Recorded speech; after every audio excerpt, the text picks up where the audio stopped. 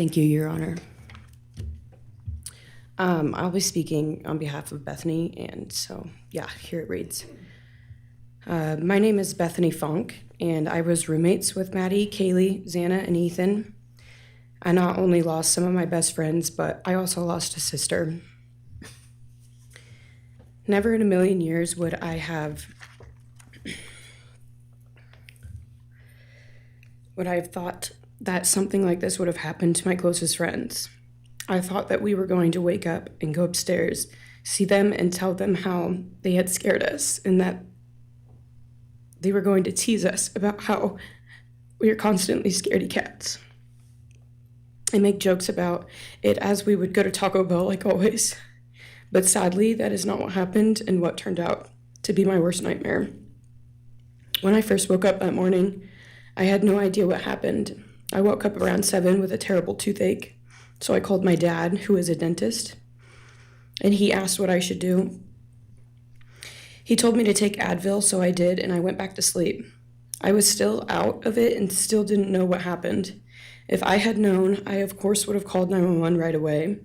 I still carry so much regret and guilt for not knowing what had happened and not calling right away, even though I understand it wouldn't have changed anything, not even if the paramedics had been right outside the door.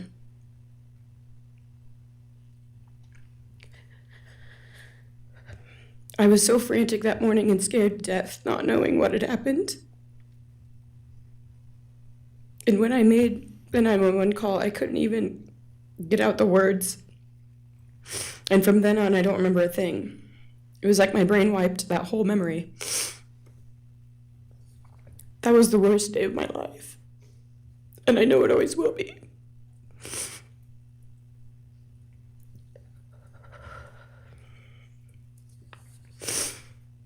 While I was still in shock, trying to process the fact that my friends were truly gone, I had been attacked by the public.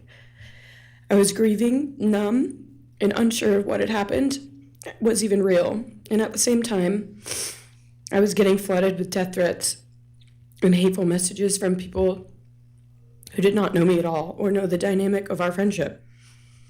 Social media made it so much worse, and strangers made up stories to entertain themselves. The media harassed not just me, but also my family. People showed up at our house. They called my phone, my parents' phones, other family members' phones, and we were chased while I was still trying to survive emotionally and grieve the loss of my friends. I hated and still hate that they are gone, but for some reason, I am still here and I got to live. I still think about this every day. Why me? Why did I get to live and not them? For the longest time, I could not even look at their families without feeling sick with guilt. I did not know what to say or what to do. I was terrified that my presence just made their pain worse, and I was still here when their kid, their siblings, and their friends, their loved ones should have been here instead. After everything happened, I was afraid to go into my own backyard or alone in my house. I was scared that the person who did this would come for me next. I was always scared that the media would try to catch me at any moment of any day, even when I was just walking around my house. I made my parents close all the blinds during the day so no one could see me even in the slightest chance. I barely left the house, and when I did, I made sure I was never alone. I slept in my parents' room for almost a year. I made them double lock every door, set an alarm, and still check everywhere in the room just in case someone was hiding. And I still check my room every night before, and I double lock it. I have not slept through a single night since this happened. I constantly wake up in panics, terrified. Someone is breaking in, or someone is here to hurt me, or I'm about to lose someone else that I love. The fear never really leaves. For a long time, I could barely get out of bed, but one day I realized I have to live for them. They did not get the chance to keep living, but I do, and I will not take that for granted. So now every day I remind myself to live for them, and everything I do it with them in mind. I am still scared to go out in public, but I force myself to do things because I know that they would want me to keep living my life to the fullest. I am beyond blessed to still be here and I refused to take that for granted when they did not get a chance. Our house was not just a house, it was a home. It was where we laughed till we couldn't breathe, make meals, did crafts, binge watch reality shows, played games, and spent lazy days on the couch. It was movie nights, wine nights, morning debriefs, pranks, hot chocolate, cookies, and warmth. I would cherish those memories forever, and I will not let what happened erase how special our home was or how much those memories meant to me. Now I would like to share some bits and pieces of who they were as people and some of the memories that we shared. One of my favorite memories was Halloween, and we all went to Sigma Chi. But instead of partying, we just sat in an apartment, talking and laughing all night long. I do not think I've ever laughed that hard in my life. We did not care about the party, we were just happy to be with each other. Zana was 1 in a million. She was the life of the party.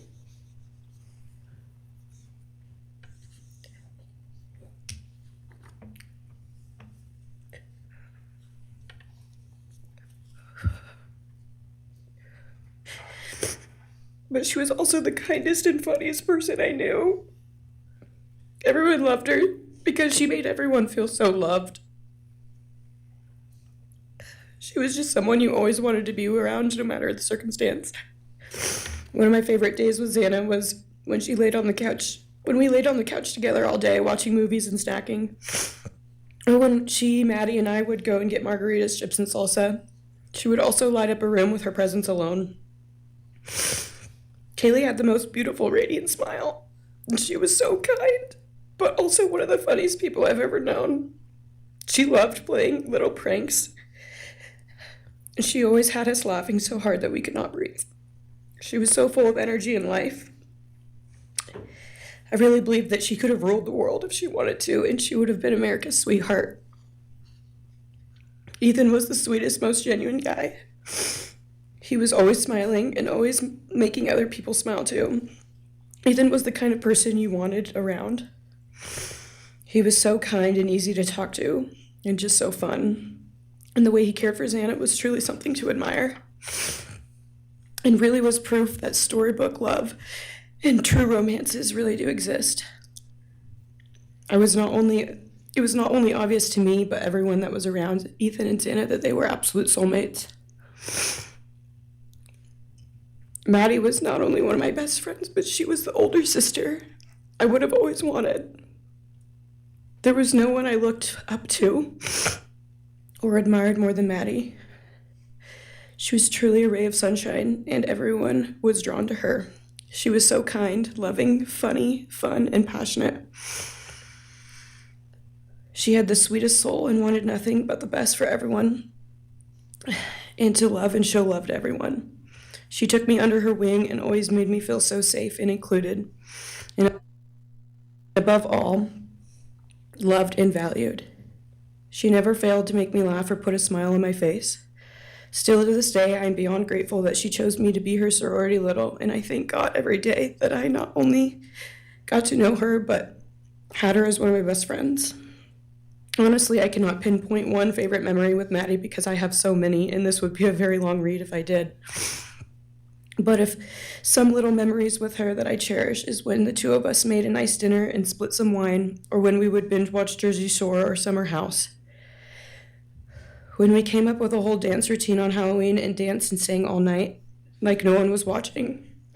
All the late night walks home from going out, and just little shopping trips and so much more. I am beyond blessed that I had the chance to know each and every one of them. They changed my life in ways I would have never put into words. I hope that they are remembered for who they are, not what happened to them, because who they are were so beautiful, and they deserve to be remembered in the highest way. My heart breaks every time I go to text one of them or how badly I wish I could see and hang out with them. And then I remember I cannot. I will never be able to again. But I still talk to them in my prayers every single night, and I always will. I wish more than anything I could hug them one last time. And I wish I could tell them how much I love them. And even though I cannot, I still tell them every night. I will keep living for them as long as I am lucky enough to still be here. And they were all truly one of a kind. and they will be in our hearts forever and always.